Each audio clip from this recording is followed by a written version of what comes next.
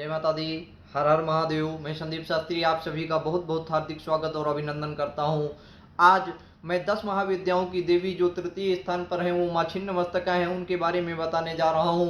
एक बार की एक कथा है कि माँ छिन्नमस्तका अपनी सहचरी जो उनके साथ रहने वाली थी, उनका नाम जया और विजया था, उनके साथ मंदाकिनी में स्नान करने के लिए जाती हैं। जब वो मंदाकिनी में स्नान करने के लिए जाती हैं तो वो जब वापस आती हैं तो अपनी सहचरियों के साथ, तो उनकी सहचरी उनसे कहती हैं कि हे माँ, हमें भूख लगी, और भूख के कारण उनका स्वरूप जो है वो काला होने लगा, वो काली होने लग गई, और वो उनको इतनी क्षुधाब्धि हो गई, उनको इतनी भूख लगने लग गई कि वो किसी भी प्रकार का कार्य नहीं कर रही हैं। उन्होंने माँ से एक बार विनय किया, एक बार विनय करने के बाद भी माँ ने कहा कि थोड़ा सा समय दो, हम आपको भोजन दे रही हैं। इसके बाद माँ अपने कार्य में लग गई।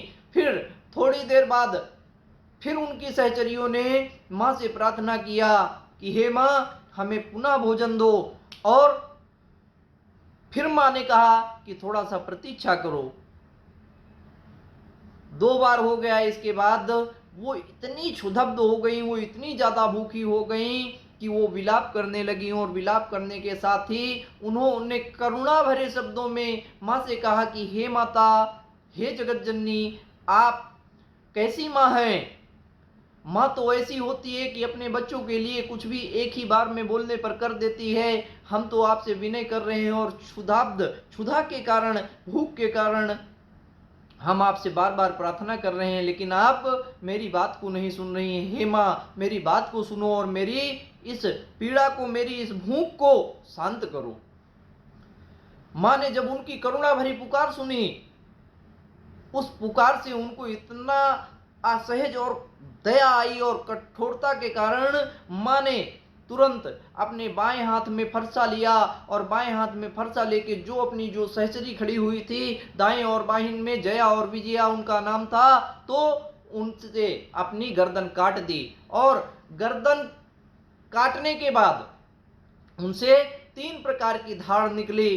तो 2 में वो सहचरियां, माँ छिन्नमस्तका का जो आपने चित्र देखा होगा, जो उनकी प्रतिमा देखी होगी, तो 2 में उसकी सहचरी जो हैं माँ की, वो रक्तपान कर रही हैं, और तीसरे में माँ अपने सिर को अपने हाथ पर रखकर स्वयं अपना पान कर रही हैं। जब उस गर्म खून की धार से उनको दिया गया, उससे उनकी क्षुधा शांत हुई, उससे उनकी प्यास और भूख शांत हुई, तब वो माँ पर प्रसन्न हुई। और माँ छिन्नमस्तका का जो भी लोग पूजन करते हैं, उनको अपने जीवन में ध्यान रखते हैं, माँ आप हर प्रकार से शत्रुओं से आपकी रक्षा करती है और उनको छिन्न भिन्न कर देती है। माँ की पूजन का जो विधान है, माँ छिन्नमस्तका की पूजन का जो विधान है, वो ऐसा विधान है कि अर्धी रात्रि में चतुर्थ संध्या काल, यानी कि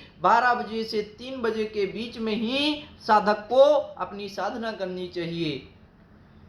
माँ छिन्नमस्तका की पूजा करने से माँ सरस्वती सिद्ध हो जाती हैं। इसके अलावा वह शत्रु पे विजय पा सकता है, शत्रु को स्तंभन कर सकता है। किसी भी राजा के दरबार में यह समूह, बहुत बड़ा समूह उपस्थित हो, वहां पर भी जाके उसका स्तंभन कर सकता है। ऐसी शक्ति माता में है। माता बहुत ही करुणामयी है। वह सत, रज और तम तीनों गुणों से युक्त हैं। वह कृष्ण वर्ण है, उनका स्वरूप भी काला है।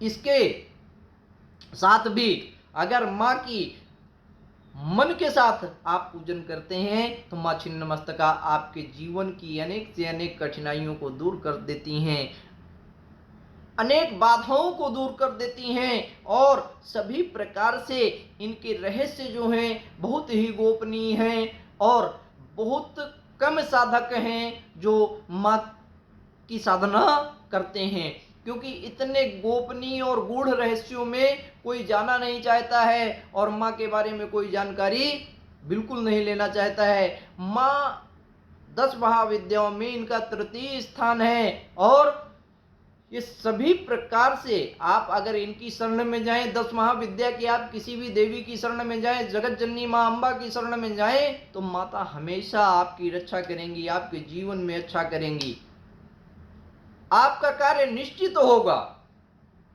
क्योंकि इस विश्व की परिवर्तन, इस प्रकृति की परिवर्तनशील दशा की गतिमान की रक्षा करती हैं माँ और सभी का कल्याण करती हैं। जय माता दी। हर हर महादेव।